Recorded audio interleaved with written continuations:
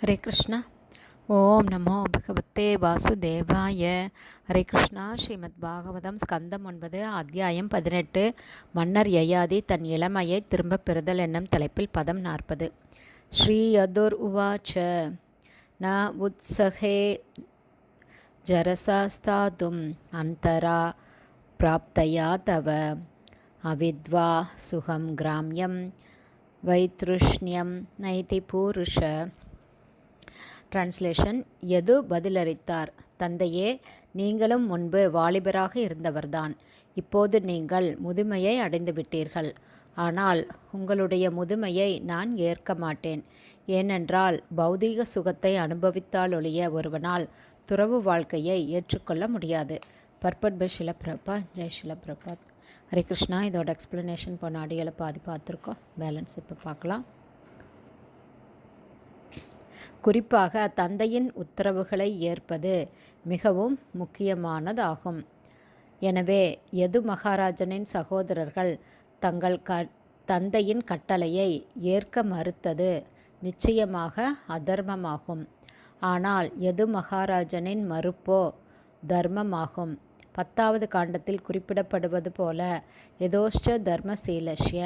யது மகாராஜா சமய கொள்கைகளை முழுமையாக அறிந்திருந்தார். பகவானின் பக்தி தொண்டில் தன்னை ஈடுபடுத்திக் கொள்வதே சமயத்தின் முடிவான கொள்கையாகும். யது மகாராஜா தன்னை பகவத் தொண்டில் ஈடுபடுத்தி கொள்ள மிகவும் ஆவலுடன் இருந்தார். ஆனால் ஒரு தடை இருந்தது. இளமை பருவத்தில் பௌதீக புலன்களை அனுபவிக்க வேண்டும் என்ற பௌதீகமான ஆசைகள் நிச்சயமாக இருக்கும். இளமையில் இந்த காம இச்சைகளை ஒருவன் முழுமையாக திருப்திப்படுத்தினாலல்லாது பகவானுக்கு பக்தி தொண்டு செய்வதில் இடையூறு ஏற்படுவதற்கு நிறைய வாய்ப்புகள் உண்டு. பக்குவம் அடையாமல் சந்நியாசம் ஏற்றுக்கொள்ளும் பலர் தங்கள் பௌதீக இச்சைகளை திருப்திப்படுத்தாத காரணத்தால் மன சஞ்சலம் அடைந்து வீழ்ச்சியடைந்திருப்பதை உண்மையாகவே நாம் கண்டிருக்கிறோம். எனவே கிரகஸ்த வாழ்விலிருந்து வானப்பிரஸ்த வாழ்வுக்கு வந்து இறுதியாக சந்நியாச வாழ்வுக்கு வந்து பக்தி தொண்டிற்கு ஒருவன் தன்னை முழுமையாக அர்ப்பணித்து கொள்ள வேண்டும் என்பதுதான் பொதுவான முறையாகும்.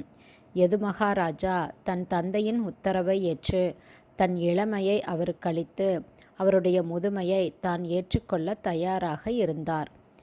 ஏனென்றால் தன் தந்தையால் ஏற்றுக்கொள்ளப்படும் இளமை திருப்பித் தரப்படும் என்பதில் அவர் உறுதியான நம்பிக்கை கொண்டிருந்தார். ஆனால் இளமையை இவ்வாறு மாற்றிக்கொள்வதானது பக்தி தொண்டில் தனது முழுமையான ஈடுபாட்டை தாமதப்படுத்தும் என்பதால் அவர் தன் தந்தையின் முதுமையை ஏற்றுக்கொள்ள விரும்பவில்லை. அவர் தொல்லைகளிலிருந்து விடுதலையடைய விரும்பினார். மேலும் யது மகாராஜனின் வம்சத்தில் தான் பகவான் ஸ்ரீகிருஷ்ணர் தோன்றுவதாக இருந்தது. எனவே யது தன்னுடைய வம்சத்தில் பகவான் தோன்றுவதை கூடிய விரைவில் காண விரும்பியதால் தன் தந்தையின் திட்டத்தை அவர் ஏற்றுக்கொள்ளவில்லை. இது அதர்மம் அல்ல. ஏனென்றால் யதுவின் நோக்கம் பகவானுக்கு தொண்டு செய்வதாகும். யது பகவானிடம் விசுவாசமுள்ள ஒரு தொண்டர் என்பதால்தான் அவருடைய வம்சத்தில் பகவான் ஸ்ரீகிருஷ்ணர் தோன்றினார். குந்தியின் பிரார்த்தனைகளில் உறுதி செய்யப்படுவது போல யதோக பிரியஸ்யான் வ வாயே. யது கிருஷ்ணருக்கு மிகவும் பிரியமானவர் ஆவார். எனவேதான் அவர் யதுவின் வம்சத்தில் அவதரிக்க ஆவல் கொண்டார். முடிவுரையாக அடுத்த ஸ்லோகம் யதுவின் சகோதரர்களை குறிப்பிடுவது போல யது மகாராஜனை சமய கொள்கைகளை அறியாதவரென்று கருதக்கூடாது. அவர் சிறந்த காரணத்திற்காக தங்கள் தந்தையான பிரம்மாவின் உத்தரவை ஏற்க மறுத்த 4 சனகர்களைப் போன்றவர் ஆவார். 4 குமாரர்கள் பிரம்மச்சாரிகளாக இருந்து கொண்டு பகவத் தொண்டில் தங்களை முழுமையாக ஈடுபடுத்தி கொள்ள விரும்பியதால் தங்களுடைய தந்தையின் உத்தரவை திருமணம் செய்து கொள்ளும்படி கூறிய தங்களுடைய தந்தையான பிரம்மாவின் உத்தரவை மீறியது அதர்மம் ஆகாது. ஹரே கிருஷ்ணா. ஸ்ரீமத் பாகவதம் ஸ்கந்தம் 9 அத்தியாயம் 18.